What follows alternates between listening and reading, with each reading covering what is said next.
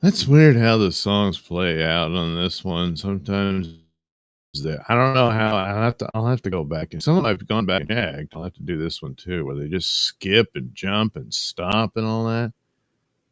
I don't know, maybe it plays out fine over the screen. It could be, but what do I know? I just sit here and do this show. So unlike other Nelson rating, I go through a different, you know, collection of stories, and I might get to at least one here as we go. But primarily, this one will be about Alien Earth, which the fourth episode premiered tonight. Or, well, I guess it's morning now, but, Tuesday night. And so that's what I'll get into. Oh, look, it's me. Yeah, I decided to go into outer space, considering the themes of it all. And the best thing to do is to do it in an old dilapidated ship that something terrible happened to it. So this is just really perfect. Currently, it's flying through some green nebula thing, but at least you get to see the Nailsin logo in the background. Yet, typically, when I do a sci-fi horror movie or show, in this case, I don't use the animated background of the haunted house that I do for so many other horror. Gee, the power's coming on. That's a good sign. Okay, we got power. That's cool. Boy, I was worried because there's a creature on board, and I don't know. And I can send the call out for help if I need it. But when the power goes out, well, I'm pretty much screwed. So, boy, I better hurry up and get through with this. But where was I? Oh, yeah. So, the haunted house one's used for reviews and stuff for horror movies. But when it comes to science fiction related ones, primarily like Alien, which is kind of the main one. Jeez. Oh, damn it. Well, it'll be back on. It'll be fine. Anyway, so this is what I use for those reviews, So I thought, well, let's slap this in here while I talk about the latest episode of Alien Earth. So, but first, Nodex says hit that like button. Yeah, you might want to do that. A. Thompson says, OMG, it's Doug M. Effin Nelson. Yeah. A. Thompson, did you just get off shift at the Apple store? No. I mean, it's not that I'm still there. I'm on a spaceship. Anyway, Pell L. Nodak, thanks for saving me from that wretched shit talker. Gee, I wonder who that could be. Pell L. Hi, everyone. Frank, Doug, I just wanted to commend you on explaining to Pat when he was defending Cosby that drugging people is actually bad. It's an interesting thing of what the scenarios could be. A full-on sexual assault and had no idea this was going to happen or something like that. Or in this instance was like, well, I'm kind of into this, but not being drugged into unconsciousness so you can fulfill your weird fetish, whatever, unbeknownst and whatnot. And so, yeah, it's still very much an assault or what have you. Anyway, Serenity now, if that's what occurred. Something happened. Anyway, I love when a stream can't fill out a table of 4 at a restaurant. Okay. Eldak, no prob, Bill. Hey, Thompson. Oh, Serenity, don't bring that here. Um, what? Restaurant tables? I mean, there's only one back here, and there was having some meeting, but something went wrong. I don't know. But I'm using it for the show. No one said I couldn't. Anyway, Captain Infinity clinks two glasses. Serenity says sorry. Well, okay. Hey, Thompson, I know exactly what he's talking about. The chatters turned sour and made him into an evil villain. Okay. Serenity now says, now we get enough, I guess, for auto gratuity. Yeah, I don't know what any of that's about. Oh, good. The power's back on. Okay, cool. This will be great. So, yeah, the main deal, Alien Earth. There's my little cartoon of the well, I was going to say the main characters. You know, you got Wendy, who's the main star of the series, and then the xenomorph. Well, she's already killed the xenomorph, so but don't worry, there's more coming, and it looks like she's going to raise one. Yeah, how about that, huh? Hi, Susan. At least there isn't a booth. Piss and vinegar. Oh, I don't know. Well, whatever. Anyway, so this one, some of it, I guess, in an initial response to, hey, it's kind of slow, but not necessarily. It's laying down some more groundwork here for all our players and the dangers that are apparent. So a lot about it is like, even if the alien, ship and all that the aliens on the ship hadn't crashed and they have them at the island and all this sort of stuff hadn't happened, they would still have a lot of serious, very dark dangers occurring. Right off the bat, you've got the creepy Peter Pan guy, which that's always a bad sign. We know that from real life. So the breakdown in how the psychology will function for these kids now in these synthetic bodies, and they're not dealing well with it. Primarily the redheaded girl. Yeah, we already saw the signs in the previous episode that she's having problems and probably want to navigate that and make it work. But hey, let's plunge her and the rest of the kids into this horrible scene of destruction and death. And oh, there's monsters in there too. How about that? Yeah, that's great. So of course she's already cracked, and when she gets upset, a child throws a tantrum or what have you. You just ground them and say, "All right, no phone, no computer. You go to your room until you and think about what you did." And now she's just going to smash the door down, probably snap your neck, because she's super powered. So we get a little bit of that, and she's off her rocker. And can you get her back on the rocker? Probably not. Yeah. So threat number one. Meanwhile, there's the other poor kid who's actually seemingly very nice, doesn't seem to have too many troubles, but he's been compromised by that nasty cyborg. And is turning him into a spy and all this stuff. And the kid doesn't want to do it, but now he's got to, because, what's his face? The cyborg found his family. He sure did. And I guess made a convincing enough story so that the kid's mother does believe that this is her son in the body of this synth body, or synthetic, a hybrid. And so he said, of course, I don't know, maybe she just thinks this guy's nuts, and I don't know, he's threatening me, I just got to go along with this, I don't know, and forcing this kid to follow the instructions of the evil cyborg, who wants his product back to I guess hand over to his bosses. But at this point, I don't know, why should he even care?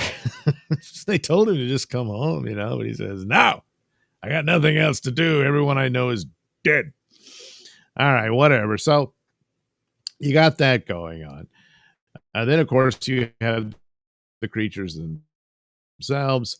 The brother, they bring him in because they figure, hey, he might be helpful with Wendy. And Wendy's the one that creepy Peter Pan boy likes the best. And, well, she's special.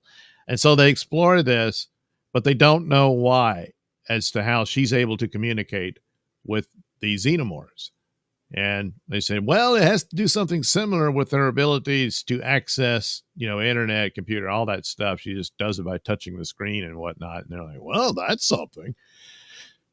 But the others don't appear to have this. And they're testing her ability to hear, I guess, sonic or signals, what have you. It must be some sort of telepathy where she experienced the pain of the face hugger being dissected and all that. And so how'd that happen? And so they demonstrated, and she's literally learning the language of these creatures. Meanwhile, they turn to one of the other hybrid girls and say, hey, do you hear that? And she's like, no, she's the other character who's very jealous of Wendy because she wants to be the special one. And I don't know, got a daddy complex with, Peter Pan boy.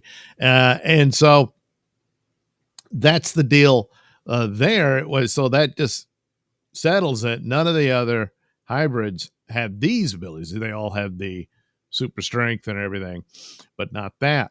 And so they're going to have to go into how is this possible? It doesn't just happen. As far as we know, none of them involved here has had any experience with any of these creatures. So far, it's Weyland-Yutani. And if they're keeping this in with Prometheus, then yes, some time ago, they've discovered these creatures and all that. So they've been seeking this out all along. But why would Wendy, unless we find out that her parents worked for Weyland-Yutani or something like that, and there's already some xenomorph alien DNA in her or whatnot.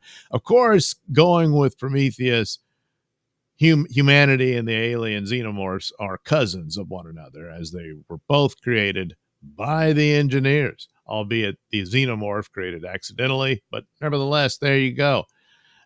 So I suppose they could weave that into it, but they're going to need to do that. You can't just have, she's a special girl. Yeah, there's got to be an explanation for it.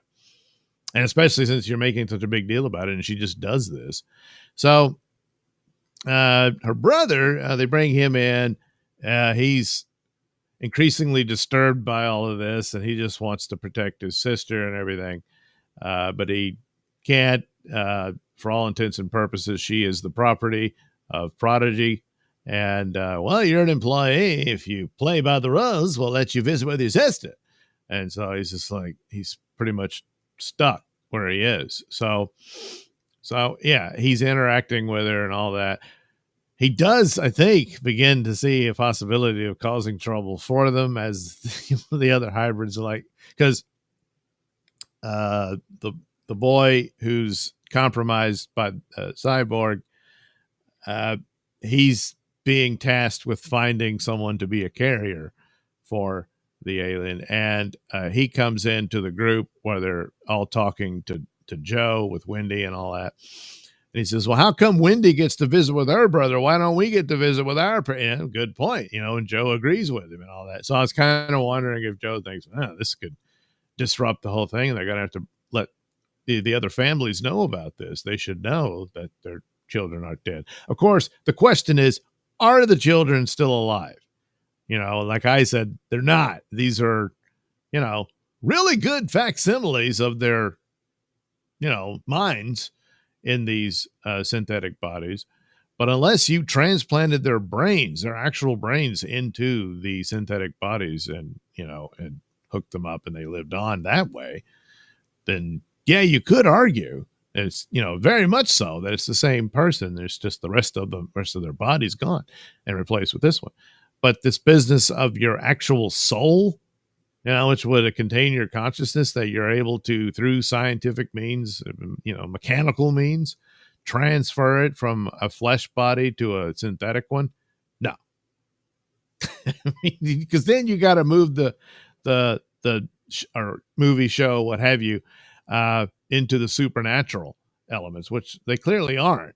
It's all superior technology, aliens, and all that. So, and the fact that they do have this question and the guy doesn't quite answer it means they probably really aren't. They're looking for more human, but the pursuit thereof is, are they going to sail this? Because he says this is the whole point of transhumanism, is achieving immortality. And this is the next evolutionary step for humanity. Well, if you actually achieved it, because it's like, well, you're dying, but we're going to transfer you to this new body and you'll live on forever. Okay, cool. So you go to sleep. You don't just go to sleep, you die. And then you're going to wake up in this new body. No, this copy of your consciousness will wake up in that new body. Essentially, a brand new being came into, who shares all the memories of you and everything. But you yourself, everything goes black and that's it. Yeah. So it wouldn't really be the achievement that they seem to be pursuing. So I guess it's at the point where they're just not really certain that they're successful. The rest of it is the problem of, can they function? Can they do this? And so far it looks like, yes, they can, except for the little redheaded girl. Well, not little anymore, but she's already pushed too far and gone. The three boys, seem to be doing all right. You got the kid who's been compromised by the cyborg. You got the other guy who's just really happy to be there. And then you got the super scientific guy who's changed his name to Isaac after Isaac Newton and all that. They seem to be functioning and doing all right with their situation. But the redheaded girl, well, it's going to be a problem. So finally, the compromised kid, he's gonna get Joe into the lab to get him impregnated by the face hugger, and then deliver Joe to the cyborg so that he'll have the product growing inside Joe. So there you go. That's the danger and setup there. But there's plenty of other dangers. They do this experiment with the new alien creature with the eyeball thing. It's really, and that, what is it? Where did they get it? What is it? That's a whole other ball of wax, but they do discover there's an intelligence to it in the experiment. I guess I've spoiled a lot, but I'll just let you go see how that unfolds. And so, I don't know. Could you have xenomorph versus other aliens? I don't know. This one isn't all that impressive, other than it can take on it. But I wonder if it could take over a xenomorph, and then you have xenomorph versus xenomorph, that kind of thing. Could be doing that. As for the third entity, they haven't done much with it yet. So we'll see what happens there. But, it's some of the elements there as it expands on the universe and stuff, which is really the only other story to tell after two great alien movies of Alien and Aliens. And then it's like they kind of floundered. This is probably the best effort anyone's made since then. I mean, I can kind of understand what Prometheus was trying to do. I just don't think he succeeded. But this one, well, the jury's still out on it. So for the most part, this was, it kind of slowed down a bit after all the action of the crash towers and all that stuff. But nevertheless, intriguing, and I thought was a fairly decent episode. Just once again, as much as I like Jane's Addiction, they throw in another rock song, which really just destroys the mood. I just do not like that. That does not belong in an Alien story. If it was someone listening to their own personal music within the confines of the narrative and whatnot, okay, whatever. But not taking too kindly to that. So, I don't think it's done enough here to say this is a complete and utter crap fest and just move on. Nothing to see here. And for me, I'll have to see the whole season and give my own personal final verdict on it. But this particular episode, it's not bad. The others had a lot of mistakes in them. This business of them being thrown into it. Of course, they're going to deal with the consequences with it, but it's just such a stupid decision to do. And this is supposed to be this brilliant genius, and they're all, well, of course, the scientists involved were like, this was not a good idea. And the genius is nuts and all this stuff. So you throw that in there, but even I don't think would do that. It was just really stupid. A lot of missteps here and there and stuff like that. But I don't know. The success of episodes, it may make that forgivable, but if the stupid outweighs the good, it fails. But yeah, thought it was a good episode. All right. Back to the chat.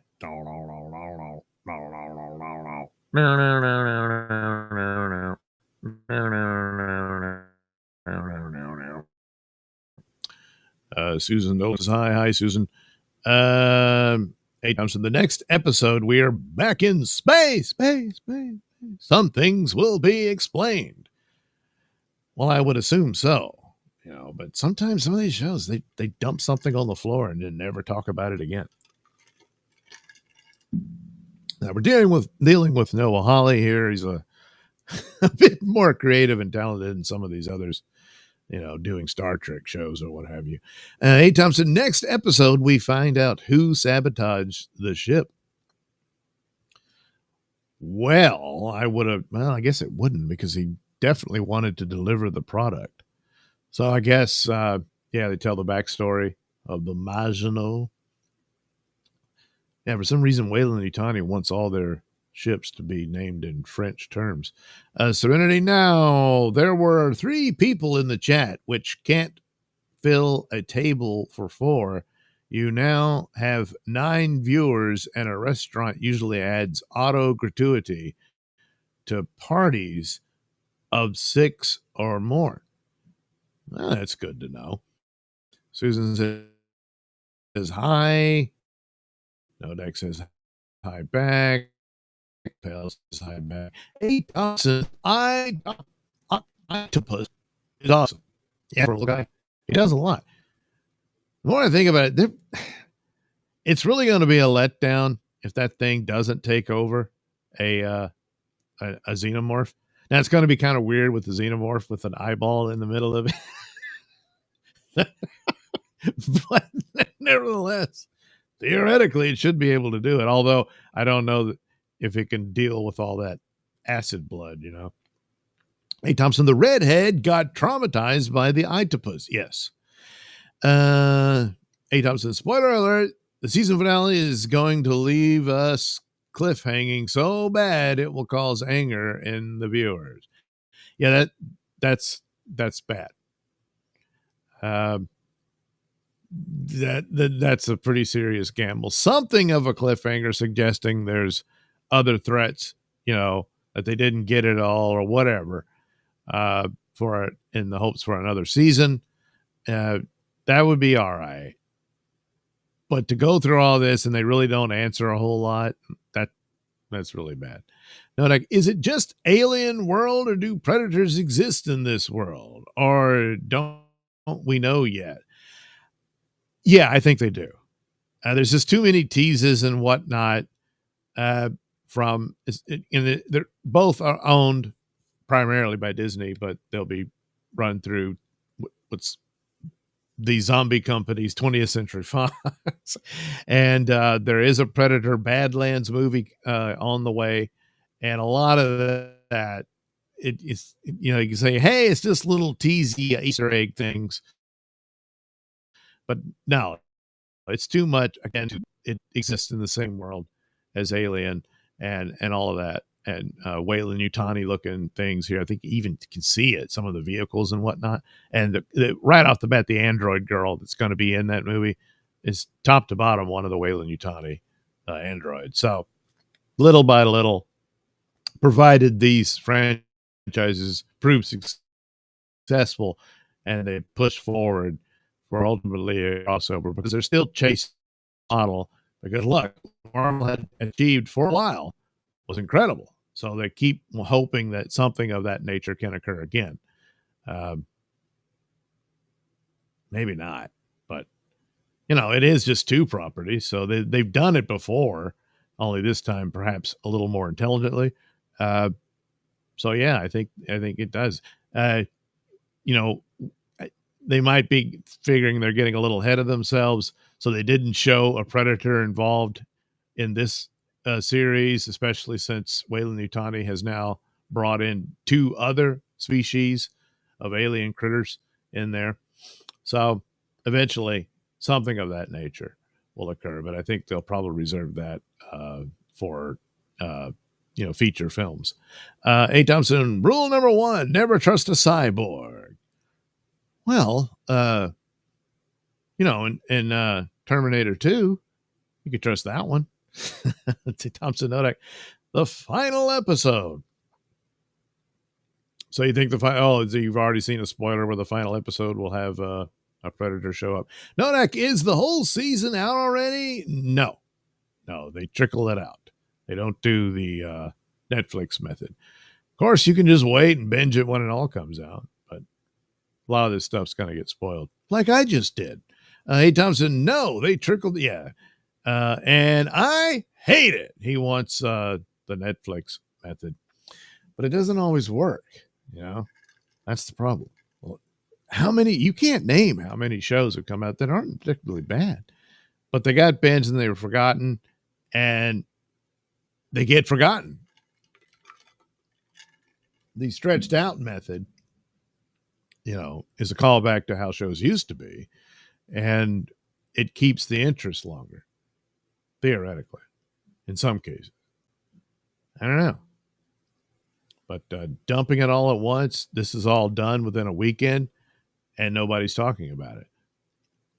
And then they could have mentioned it. Okay, we're coming back. That doesn't work for all the shows. You don't always get a Stranger Things. Stranger Things is the anomaly. It's not the rule, or the exception, not the rule, but still.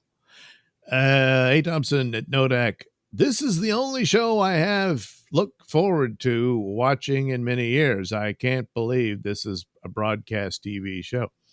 Yeah, I know. That's the thing. The aesthetics of it have been excellent, you know, from the get-go. So, yeah, got to give them that. Nodak, nice. Joel Lamont just jumped in talking about hybrid creatures. Is this about some teacher leering on a student? Well, it could be. I don't know. Let's hope it doesn't come to that. But nevertheless, no, this is about Alien Earth. So this is a series set before the events of the original movie. Yeah, I know, but we'll see. Well, that nasty alien crashed on the Earth, and oh boy, all kinds of shenanigans ensue. Hey, Thompson, in this universe, everyone works for Prodigy. Prodigy bought Thailand. You mean everyone in Thailand works for Prodigy? Not everyone works for Prodigy in the Alien universe. There are several other companies. Well, 5 in total, apparently. Susan Dolan, hey, Joel. And I didn't catch all the names, so I was trying to listen. I don't think they mentioned Tyrell, you know, so no Blade Runner, I guess. Hey, Thompson, Wayland Utani owns Americas. Yeah, that's yeah, the deal. But America is in the universe. Hey, Thompson, it's one step beyond RoboCop. They don't need the meat of the brain. You do if you want their consciousness in there. Hey, Thompson, the corporate ownership is briefly described in the first episode. Yeah, they go into it a little bit more in this one. Hey, Thompson, all these kids had serious medical issues and probably cancer. Well, yeah, that's a serious medical issue. That would kill the physical brain. They were all hospice kids. Not necessarily.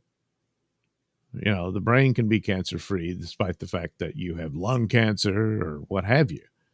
Uh, hey, Thompson, Joe has a fake lung, 50-50. Shot it, get him. Yeah, he has a 50, fake. They took his other lung and seemed to be functioning perfectly fine, but they wanted to use it to spawn another xenomorph. And now that xenomorph becomes Wendy's little puppy. Well, he won't be little for long. I probably doesn't understand that just yet, but she can talk to it. Plus, Joe's DNA is now a part of that little xenomorph. He's probably going to relate to Wendy just like Joe does. Her own pet xenomorph, who will probably end up sacrificing itself to save Wendy out of love, and end up dying at the multi eyeballs of the Itoptopus, or Itopus, whatever. Anyway, no, as long as DT shows up, I'll be happy. He can't. Hey, Thompson, if they dumped all the episodes out, I would only have DP for a weekend and cancel it. Nothing else on there worth watching. That's why they do it like this. They don't want you doing that. Hey, Thompson, is the Maginot post Wayland's death? Utani is yeah. I mean, it would have to be. If they're considering Prometheus still canon and all that, then all that stuff happened, I don't know how long before, but sometime before Alien Earth. So he's dead. He dies in Prometheus. And so Utani is now in charge, or I don't know, guess she's like the daughter or something. But anyway, she's running the show for the company now.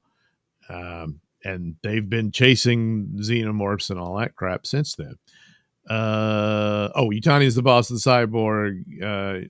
Now Utani's granddaughter. Yeah. Something like that. Susan, Doug, your mic is making funny noises. Oh, great. Let me check.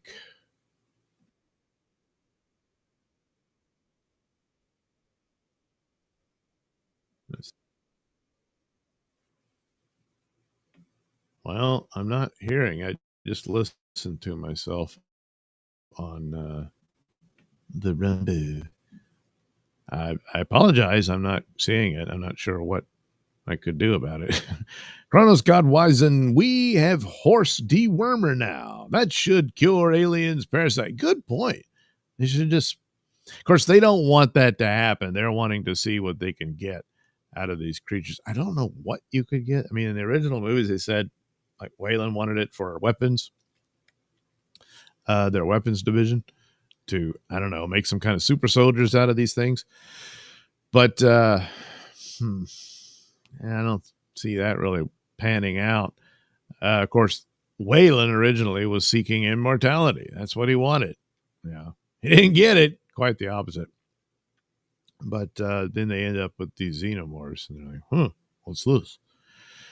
But apparently, possibly, they're actually looking for the secret of the engineered DNA, and they want that, and they think they can get it through xenomorphs and whatnot, and probably, which again kind of shrinks the universe, but these other creatures they've discovered are probably more experiments from the engineers, and not crazy about that. Hey, Thompson, season will end the day Badland comes out.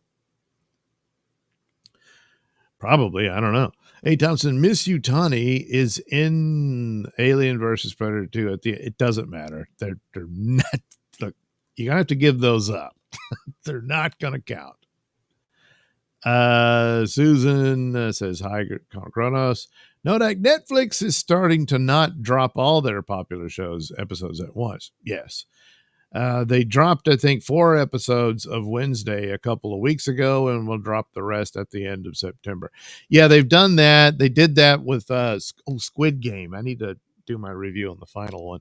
But the Squid Game, you know, it's supposed to be, they're calling it 3 seasons, but it's really a season 2 split into 2. So, and that's what they did. They did a set of episodes for the first run of for that made up season 2. Then you take a break, a couple of months, and then they bring in their season 3. So that's how they did that, and I think that's a model they're probably going to follow more and more going forward. So there we go. Krona says hi to Susan. Susan, Doug, sometimes you sound like Max Headroom when your mic starts to sound funny. Well, I don't know what the deal is. I mean, I know I can sound lower when I move away from it and that kind of thing. But Max Headroom, that kind of stuff, I don't know. Of course, it could just be rumble. Anyway, Nodak says, I prefer Xanadu morphs. Aliens on roller skates. Well, that could, I don't know. Does Disney own Xanadu? See, that's a possibility. The, you know, the xenomorphs just wants to have fun, and heads over to the roller rink and then starts, shaking its booty to Olivia Newton-John songs and stuff. And that could be a possibility. And it's like, well, you got a little too much Wendy in you, because she says, we're just going to have a girls' night out. It'll be fun. And that kind of thing, and then Prodigy's like, damn it. The end, Of course, obviously for the timeline to work out, probably mostly none of these people will survive this. Prodigy will probably go down into ruin and be destroyed. Weyland-Yutani will come in and clean up the mess and kill anybody who knows too much and clamp it down, and no one hears about this. The outside world will never know this happened. And probably a lot of Prodigy's technology will get burned up, so they won't be able to repeat what they did with the hybrids and all that. And then they'll go forward. Well, damn it, we had a good catch of these creatures. We got to keep looking and find some more. And then Nostromo comes along. And he said, oh, yeah, redirect that one. We're getting a signal from this planet. And it's another one of those, weird old engineer ships. And there you go. The story commences from there. So, but I don't know, crossing over to Xanadu. I don't know. Crossing over from Peter Pan to Alice in Wonderland. Alien in Wonderland. So on and so forth. All the possibilities. So, good enough show? Maybe. But we'll have to see. Yeah, we will. All right. So now I guess I'll jump to my Wednesday comics thing. I do have new comics, but I just couldn't get around to them. The stack is, what do I do with those? Damn it. Did I misplace those? Well, it doesn't matter. I'm not reviewing that today. So we'll hold those over for next Wednesday. I don't know. Maybe I'll review a couple of them for the Sunday show. Something like that. You never know. So let me switch things up over here at the old OBS. I guess we don't need Wendy and Zeno anymore. You can really see on the floor it's a mess, but it's not really my spaceship, so I didn't do it. I'm not cleaning that up. Where is, there it is. Well, you're supposed to, oh yeah, I gotta turn that off. I probably need to shrink my image if not take it out completely, but we'll do this like I do when I do the drawings over at Censored TV and all that. All right. Get ready for Alien. That's right. So this, uh, graphic novel is very old. I'm sure you can get it somewhere. Probably Dark Horse got this, but now, of course, they don't have. Yeah, that's right. It's a. I don't know if Marvel did a reprint of this because they basically have the license, being a Disney company, to do any future Alien comics. And maybe they are. I mean, the most recent was Aliens versus the Avengers, which I do need to check that out. I heard it was not bad because typically out of continuity comic books from the main big two comic companies do much better than their regular ones. But this is very, very old. You can see I've read it a lot. And so there you have the cover with the giant alien. Heavy Metal published this. And they would do that often. They would have, books on the side. I don't know that this, maybe it was serialized in the regular magazine.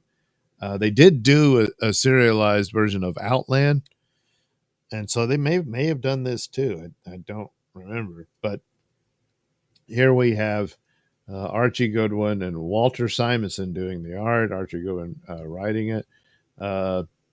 From the, as it says, based on 20th Century Fox's science fiction hit Alien. So there you go. And there's the Nostromo,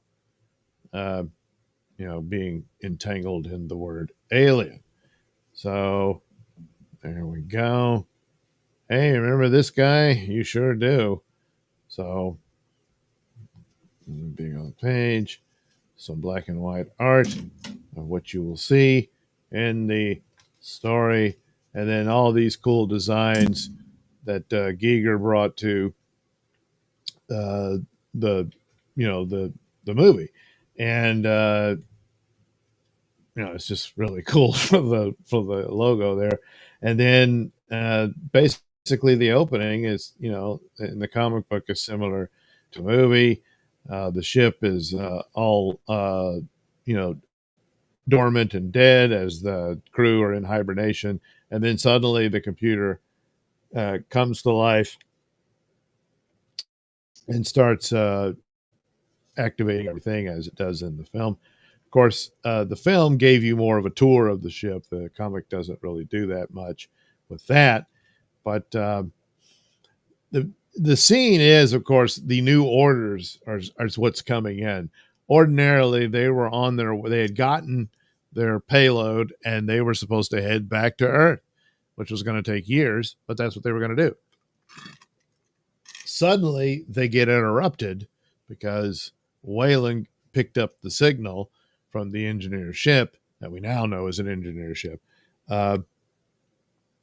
to send them there, of course. So same thing. Here's the hibernation chamber. They wake up. They go to the main, living room of the ship and have breakfast. And they're like, man, we're finally getting home. And then, oh, you're not. So Dallas, of course, gets the message. And he's like, oh, crap. So here you get the view of, now Nostromo, of course, is, a smaller vessel, but they've got this ginormous complex, carrying oil and I forget all what they were hauling. And it's just like a damn giant city in space. The actual ship they occupy is this small little thing at the bottom there. But it runs it. So that kind of puts it into, it's like you can think of it as a freighter in space, sure. But at the same time, it's kind of like they're truck drivers in space, where the actual vehicle that operates everything can detach from it. And so it's like the trailer of a big rig just sits out there. But without the actual ship pulling it, it's not going to go anywhere, So So Dallas delivers the bad news, and then they listen in on the strange alien signal, and it's just bizarre. They're all kind of freaked out by it, which was their first warning. Oh boy! So now they're really getting into the story. They decide to announce the illustrated story. Well, I know, but that's so very much for the most part, step by step. Uh, a lot of the alien movies are dark, so some kind of got lost in it, but you can see more of the. This is pretty accurate. You look at the behind the scenes models and stuff, so they obviously had access to it to do this adaptation. And so there's Nostromo breaking away from the rest of its ship, and they land on the planet. Uh, Unlike the Enterprise, they don't have a transporter room, so they got to just land on it. And of course, oh no, it's a little rough, so they got problems they got to deal with. The working crew kind of just makes up a story that it's going to take longer than it needs to because they're a-holes and they want more pay and whatnot. so uh so the same thing, the guys take off to go see what the signal is. Ash and Ripley are monitoring all this, and they do capture a bit of the scenes here and there that you saw in their spacesuits and whatnot. A lot of Alien is, and it's interesting when they try to go back to this as they are now, was the aesthetic, which Alien Earth did a fairly good job. They did a better job certainly than Prometheus, which really didn't even try, and a better job than Romulus. But Romulus did a better job than Prometheus. So progression, as you go, and so you take what you could get here. But the thing of it is the Nostromo already looked really aged. Uh, to some extent, Star Wars did that. A lot of things look filthy and dirty and junky and like it had been in use for a long time. It's deliberate because that's what they want to evoke with it. And even in this, some of their spacesuits look, really old and stuff. A lot of sci-fi films and stuff, especially like even in Space Odyssey in 2001, they all were bright and new because they were. So it made sense. And that's like you get the feeling here that Nostromo's been used quite a bit. It's got some years on it, and especially since it's going to be out in space for a lot of years because that's how long it takes them to travel that. So it stands to reason, but it's just been that way. So it's an interesting look for it. Speaking of age, oh boy, this thing also looked very old. Now here in the comic book, you get a much better view of the real alien ship here, which we now know is the engineer's ship. That's just a bizarre shape to it. I think this was H.R. Giger's also his design of what shapes should you go for with an alien spaceship. In the old days, it was always a flying saucer or something like that. Here he went with something that's akin to a bone, which fits in with the aesthetic of Alien overall. So, and down here at the bottom, you see the Nostromo crew coming upon it, and that's how small they are to the alien ship. But you get a better look at. You do make out the shape and whatnot in the movie, but here it's almost like bright day for what I'm not sure why, but that's the approach they did. That Walter Simonson did for the comic book here. And so, of course, you get in, and oh boy, all the interior and that weird look, which takes on a lot of the aspects of bodies and skeletons just over and over again through all this, which evokes the ultimate fear here of this parasitic infestation that the victims will suffer here. Either you get outright consumed by the monster, or like what happens to John Hurt's character, you get impregnated by that damn face hugger and all that. So finally, here's the space jockey, which after Aliens, you had Alien and Aliens, and this was the one thing that Ridley Scott was absolutely right about when there were all these other sequels to Alien. He said, like, why not explore the space jockey? And that's what he did with Prometheus, and I was a little bit let down by it, but I understood, at least initially, of, you got to look for another story to tell. You can't just do the same story, which essentially is what Alien 3 did. She's on this prison, and yeah, they're trapped. There's an alien loose, and they got to fight it to survive. You already did that. It's just now it's in this abandoned prison or whatever.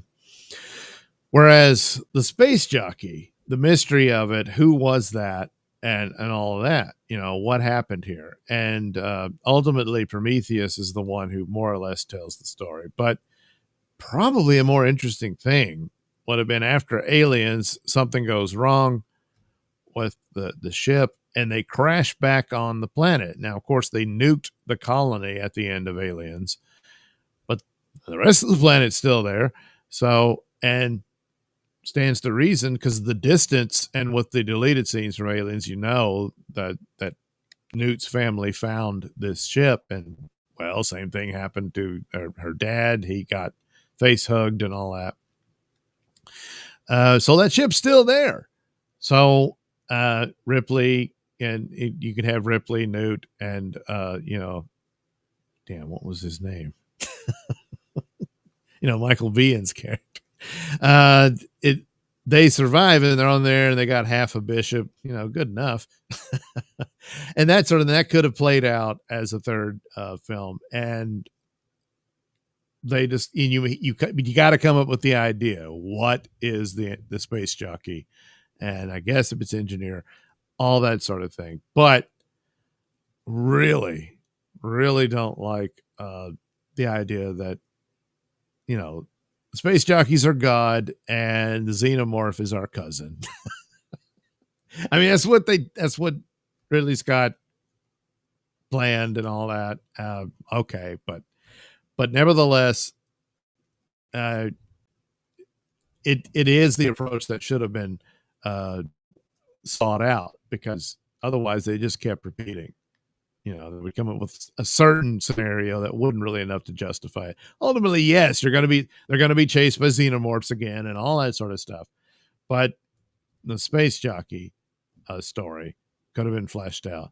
And there you have a solid trilogy, provided you can sell it and come up with an interesting narrative concerning the revelation of the space jockey and all that. And then you have a better movie than what they did. And that would pretty much probably end it there. But that's not what they did. So anywho, so they discover him, and he's, oh no, his chest is ruptured. I wonder how that happened. Hey, it looks like it came out from within. Oh boy. Well, heartburn can do that sometimes. So more of the scale depicted here to see the eggs. Hey, this is cool. Let me get a closer look. And then, oh no, so, and then the final panel goes black, trying to recapture that scene where, oh, you're in trouble now. So they're bringing him back to the ship, and they want to come in. Same thing. Ripley's like, hey, wait a minute. And Kitty Cat agrees, And he's like, yeah, don't let him in here. I don't know. He's got something in him. So, of course, Ash, being the traitor, lets them in. And, what's this? Well, he's got sleep apnea, and that's his CPAP. No, it's something else entirely. So, of course, the whole thing, the acid comes out. So hey, it's got acid for blood, so you don't dare try to kill it, all that. And like, man, I don't know what to do with this. And of course, right off the bat, the crew was saying just freeze him, which kind of wondered, had they gotten that point, couldn't they have done that? And would that have averted the disaster that happens? They would have gotten back to Earth, and Wayland Yutani would have their specimen. But as things would go, they're exploring it and whatnot, and they're probably headed in that direction, that they were just going to go back into hibernation, freeze. Damn, why am I forgetting John Hurt's character? He's like pivotal to it. But so they would have done that and all that, but he recovers soon. And so they go, oh, well, he seems like he's okay, and then so here's the ship blasting off to head back. And there you see it attach to the overall, rig, and off they go, and it blows a big blast out of its ass. And this pushes them forward back to Earth. So they have another chit chat in the living room at the dinner table, like all families. And then they say, oh, look, there he is. Kane. Yeah, there he is. Kane woke up, and they're saying, oh, cool. And they said, hey, Kane, we're heading back. We're getting ready to go back to hibernation. And he says, yeah, but I want to eat. Hey, good idea. Let's have the last supper, as it were, before they head back home. And then, of course, come on, man, the food ain't that bad. Oh, it is. That don't look good. And then, oh no, oh jeez, congratulations, it's a monster. So they're all pretty horrified. Plus, you got to understand, they just ate, so of course they're all about to puke. And little baby alien takes off, scurries away, and they think, oh wait, we can't go to bed with that thing running around. So they got to go hunt it down. So they come up with some weapons and whatnot.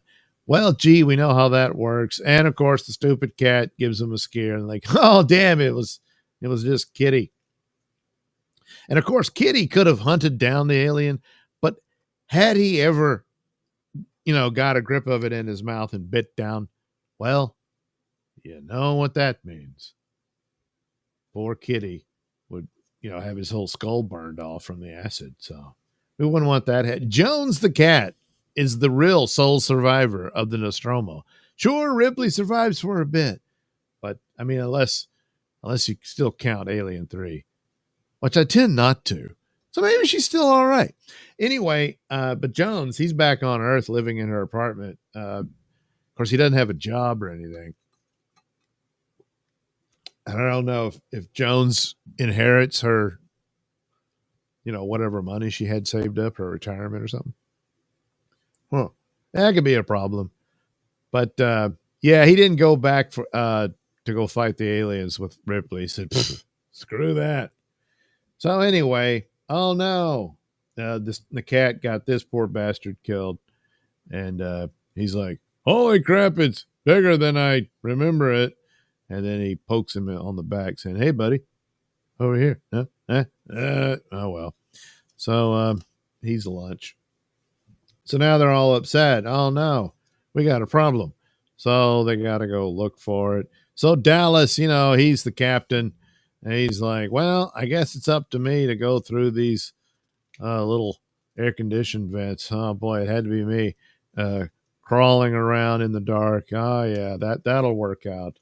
And he's going along, and gee, is it going to work? And then they notice, oh, wait, it's right on top of you. No, not that way. And of course, yeah, peekaboo. And so that's it for Dallas. Of course, in the deleted scenes and whatnot, he was taken to the nest. Yeah. And he begged Ripley to kill him, which she did. It also seems to suggest Dallas and Ripley had a thing, I mean, look, it's lonely out in space, So anyway, So they're like, so now Ripley's finally in charge, and she's like, well, screw this. We need to nuke the ship and escape and all that. Ash is like, well, I got a problem with this. So then she has access to the command computer and whatnot and finds out the orders of they're all expendable. They just want the alien. And so Ash attacks her, beats the crap out of her, tries to kill her. Then the crew shows up, says, hey, what the hell? And then knocks his head off. And oh my God, Ash is not a human being. He's an android. So, of course, they hook him up to say, hey, what's the deal? Can we kill this thing? And he's like, probably not. So, screw him. So here we go. They're packing their goods and gonna haul ass through the shuttle. Jones really helping out here. And then, oh no, the alien. And that's it for those two guys. And of course, he said, just get out of the way, get out of the way. And he can't shoot it with his flamethrower, you know. So he never really got a chance to put that thing to use, you know, because, well, she panicked and froze because it's really big and scary. So he decides, I know, I'll hit it and make it move. Well, it whoops his ass pretty quick. And oh boy, he tried to be a chivalrous gentleman, you know, and look at the price he paid. So Ripley's hearing all this screaming, you know, so she heads over there to try to help. And whoops, well, yeah, that's going to stay with her for a while. So she picks up a few cans. She's like, oh, I like this punch, and heads back to the shuttle. Well, guess who's hiding in the dark? Yeah. Oh, another one. Oh, boy. So he's chasing and chasing. Then she remembers the cat. Oh, no. And she goes and gets the cat. And, of course, you know, heads back into the shuttle and figures, well, that's it. The whole damn thing. All that valuable stuff. I forget. And, oh, boy, she's still got to work that off, I guess. And she's in the shuttle and everything's fine. So then she decides, you know, to strip down because, well, that's cool. Yeah, there we go. We get a little bit of that. Isn't that nice? And so it's all fine. And then, oh no, wait, because there we get to even the Nostromo itself matches up with the alien xenomorph, you know. Okay, not as much as the engineer ship, but still. So of course she doesn't see it until, wait a minute. Those tanks don't have teeth. Oh, crap. So she's got to leap across. Here I am in my undies and everything. And of course, that's when the alien strikes. He's just really perverted. He was sitting there. Thanks for the show, honey. And so she gets her spacesuit on. And, but not just for modesty. No. She's going to shoot the alien out into space because you're pretty tough with your acid blood and all that and you're strong and stuff. Let's see how you like the vacuum of space, asshole. And, well, he doesn't. He doesn't. Now, here it suggests, see, it's still a fighting survivor, you know, so it's trying to hang on to the ship, you know. And so she's like, oh, yeah. So she blasts it. And, of course, in the movie, we see it's still intact, but it dangles off into space. Probably burns up in the atmosphere of the planet and all that. Unless it's just in space, because Romulus, they find it all frozen and stuff. So, okay, so it's out in space. But here in the comic, it's just all in bits and pieces, you know, which probably, but no, in the movie, it was still intact. And then Romulus had it in a, you know, all frozen and not cased in ice and stuff. So there you go. Alien, the illustrated story, because it's, you know, comic book form. Yeah. So pretty cool. And that's the first comic book take on Alien. Unless you count the Mad Magazine. Now, this is one of the Mad Magazine specials, which includes their parody of Alien and Alien 2, you know, Aliens. So here's, I use the subscription cards for bookmarks, you know. I don't know what the hell happened here. It's whatever. So No, they don't owe any money to the Alias show because this long predates it, but it is the parody time. And of course, Mort Drucker's artwork, absolutely fantastic, and captures all the likenesses to the crew here. So they just woke up. They're having breakfast in the living room, the dining room, you know. So they're like, oh, crap, we're lost and all that. Hey, it's the same story. But there they go.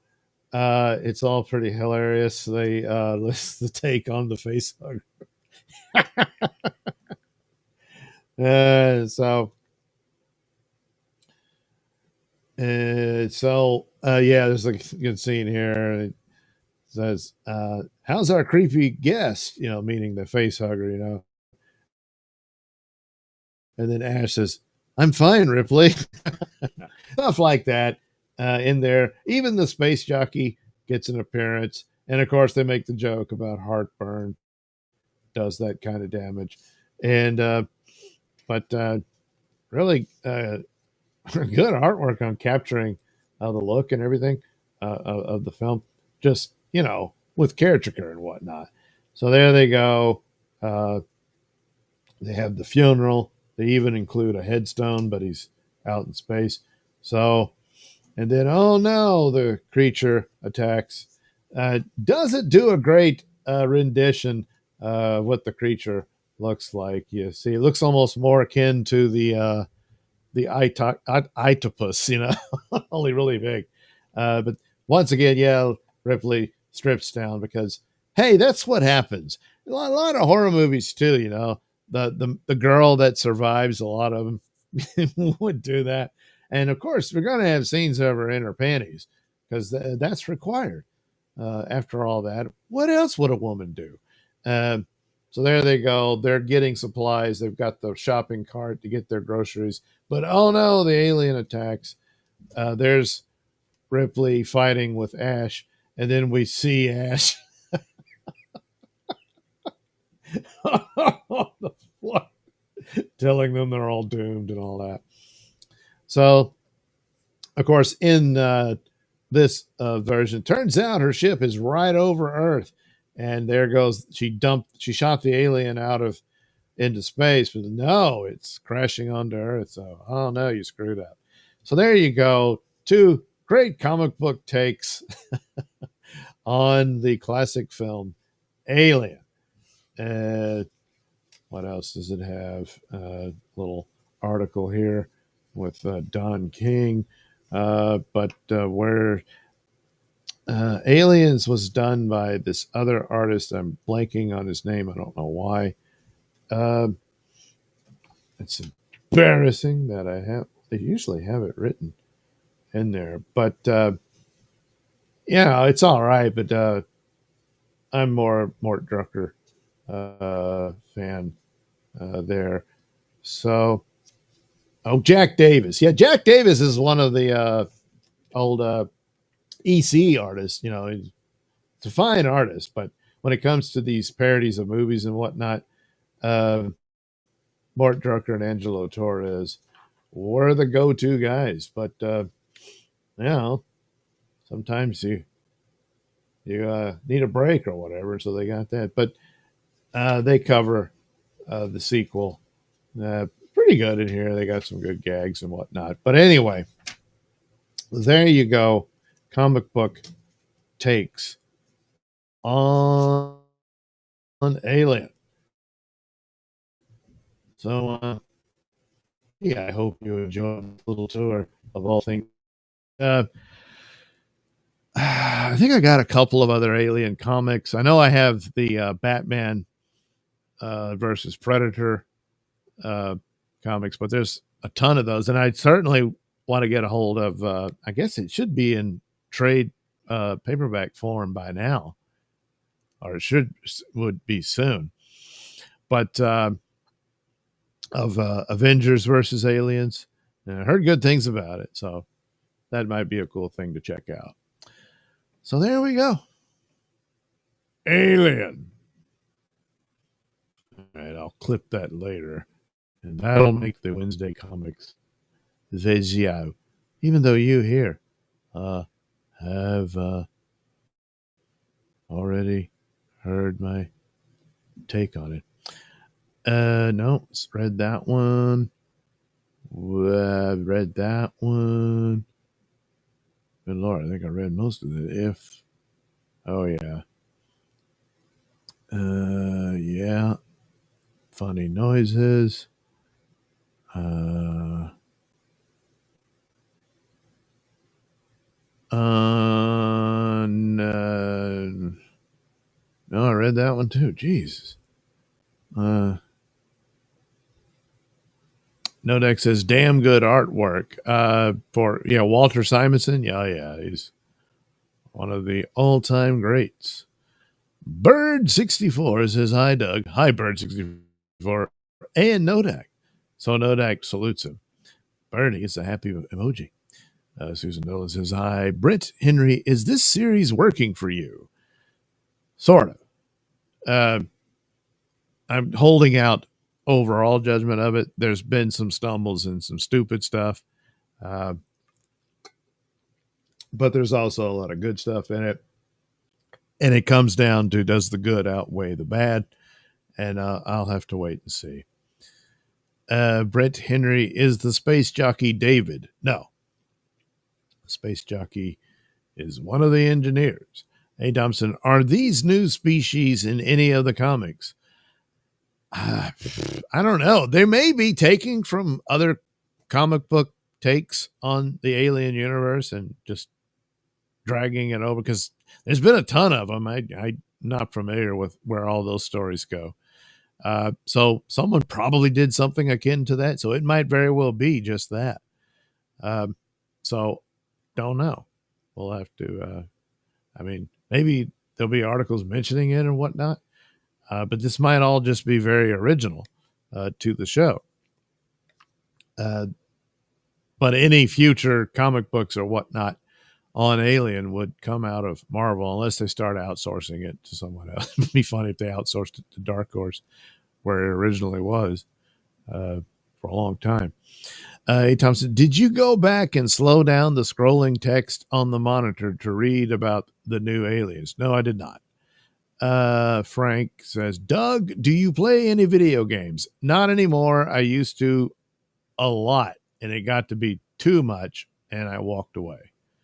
That's been a long, long time ago. I mean, primarily it was a lot of, Super Mario Brothers, played a lot of that.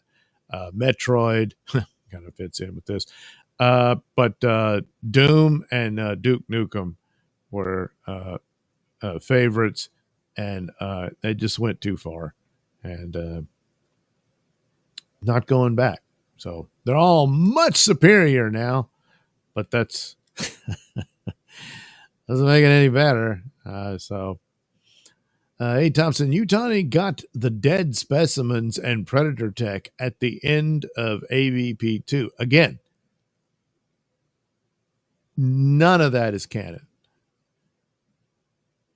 Now, I mean, especially since they've since then Prometheus and, certainly Ridley Scott was not going to count those movies. Hey, Thompson at Frank, did you ever play the Alien video games? Evidently, some of the Alien Earth stuff links to the game. I've heard that too. So that's, another spin-off thing or what have you beyond just comic books and novels are these stories in the video games. Frank at A. Thompson, I played a little of Isolation. Need to restart it. A. Thompson, I'm thinking this Alien and Predator stuff could just go on forever.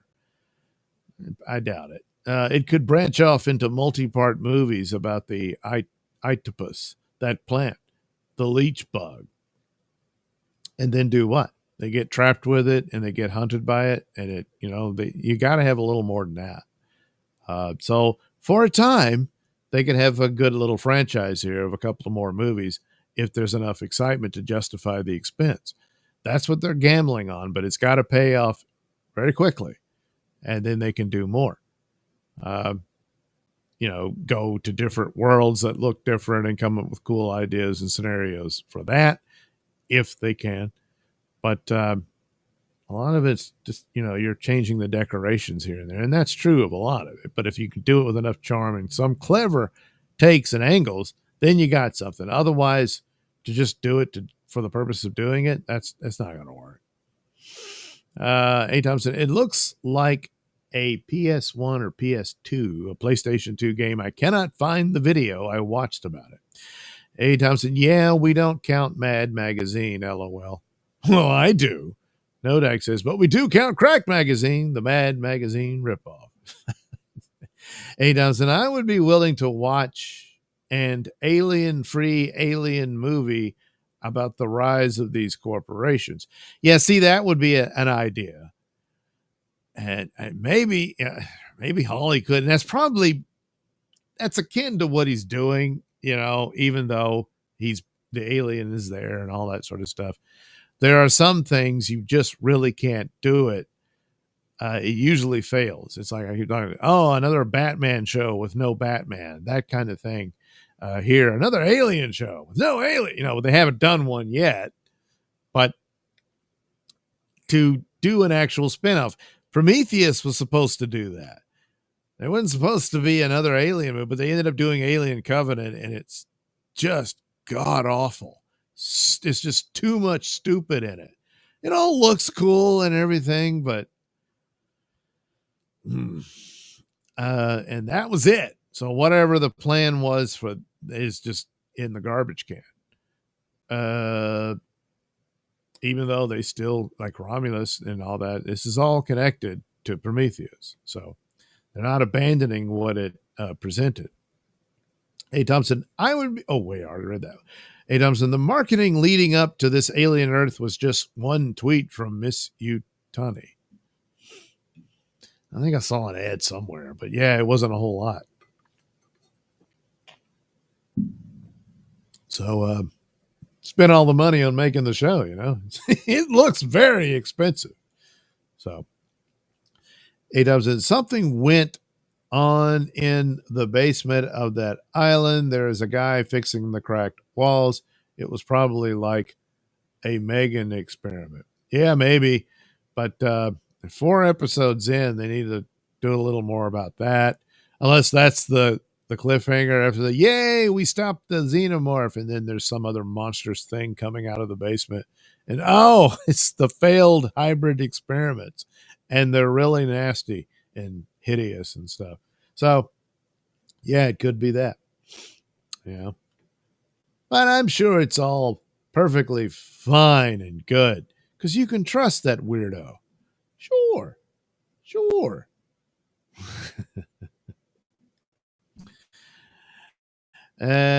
Okay, what else was I going to do? I don't even remember. A. Thompson, yeah, where did FX get the money for this? Disney. The sets are incredible. It's expensive to shoot in Thailand. Disney. That's where they got the money from. And other people there's always these, a whole wall of names that are executive producers and stuff. And what's that about? But, yeah, that's what they did. All right, there we go. That will pretty much deal with this iteration of both Wednesday Comics and Nailsin ratings for, no, that's not that one. That's whoops, no. Oh God, I can never remember what. There we go. Why is he there?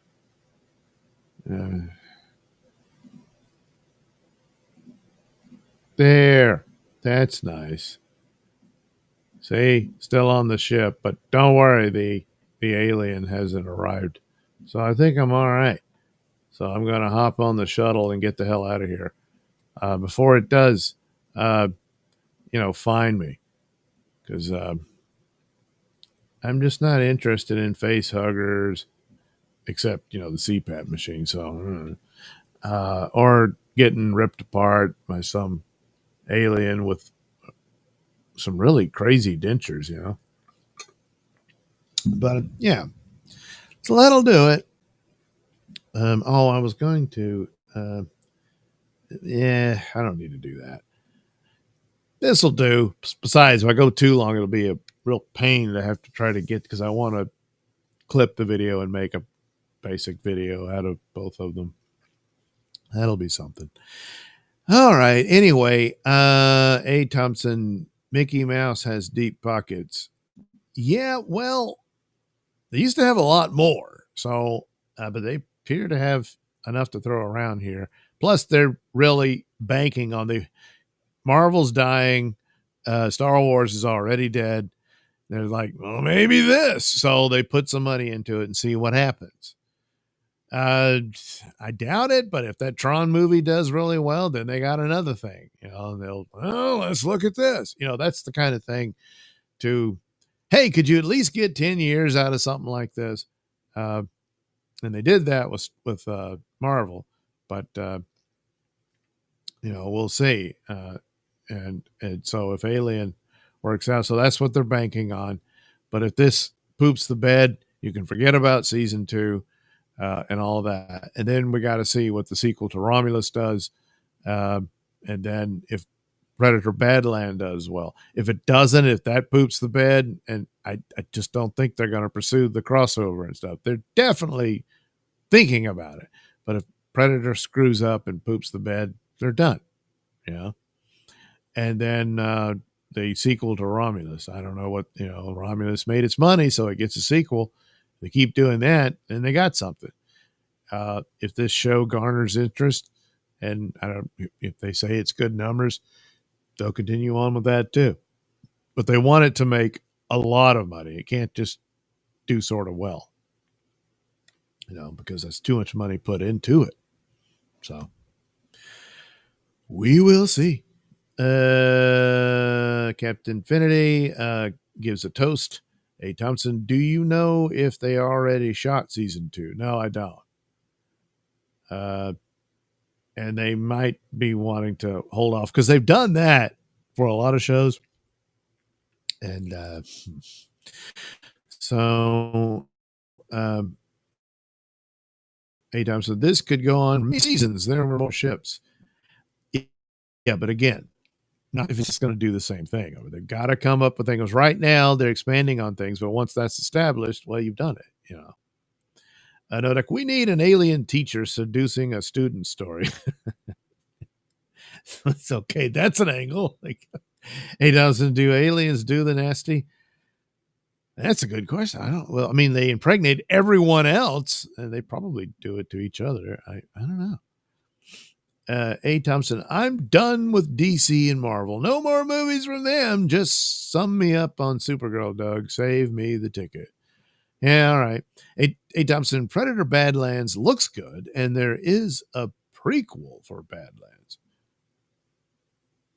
What are you talking about? I mean, like a movie or a video game or a cartoon or something? A prequel. You mean there's a prequel film? Yeah, I hadn't heard of that.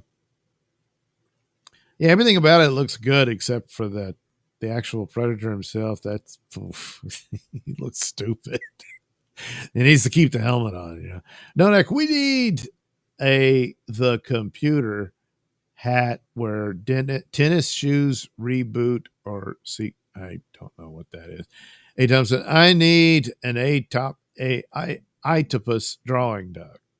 He doesn't. We are talking about Disney. LOL. Did you see the latest Superman? They just keep going and going and going. Well, yeah, but these are different iterations and stuff. You could get all involved in this. It poops the bed. They scrap it. They bring it back later. Has nothing to do with that one or this one. Not everything just keeps coming back. As for DC, this thing its problems to derail it almost immediately. And they're going back to Batman movies. That was their main draw because Batman's the star. Marvel, they would just be making Spider-Man movies if they had total control of it, which they don't. So I guess they could keep making Deadpool movies, but eventually they're going to have to replace Ryan Reynolds, that kind of thing. But that's kind of how that lives on. This whole, massive franchise type thing of spinoffs all over the place that are all bringing in money. It's just too expensive to undertake after so many flops. So it kills it. So if Alien performs like that, forget it. You're not going to see. And eventually, look, I'm already too damn old to wait for any of this crap. If they can't do it now, that's it. Down the road, sometime in the future, so what? I'll be dead. 8,000. They announced there will be a prequel to Badlands. It will come out maybe early 2026. A prequel film to Badlands, to a movie. I mean, they must have already shot it, huh? That's news to me. Because that early? Nodak, the computer that wore tennis shoes was what I was trying to type. It had Kurt Russell in it. Isn't that like when he was a kid and stuff? Hey, Thompson, when Disney makes Alien versus Deadpool, I am out of the alien business. Oh, they might just do that. Yeah. Probably like a dumb little cameo thing. Yeah.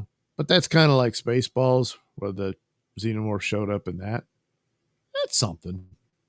That's something. All right. Another something is the end of this show. So that's that. Thanks for showing up and watching me talk about Alien Earth, Alien graphic novel, Alien and Mad Magazine, The Plant, Predator. Yeah, there's all kinds of aliens out there. Plenty of aliens to play with. And who knows, maybe they will. But for now, I guess I'm done. So have a good rest of your night, morning, day, or what have you. And we'll get together again at some point. Oh, I'll be, I hope to be. You never know. Things keep coming up. I haven't checked the forecast yet. We did get a storm today. They didn't knock the power out. But I get another one, it could. It did that to me Friday night. I had to go to work. And I couldn't get, not Friday night, Friday. So without power, I can't run my CPAP and stuff. It was miserable. No sleep at all. And I had to go to work all night. Oh, my God. I can't have these things. But I get them anyway. All right. Again, thanks for watching. And we'll get together again soon.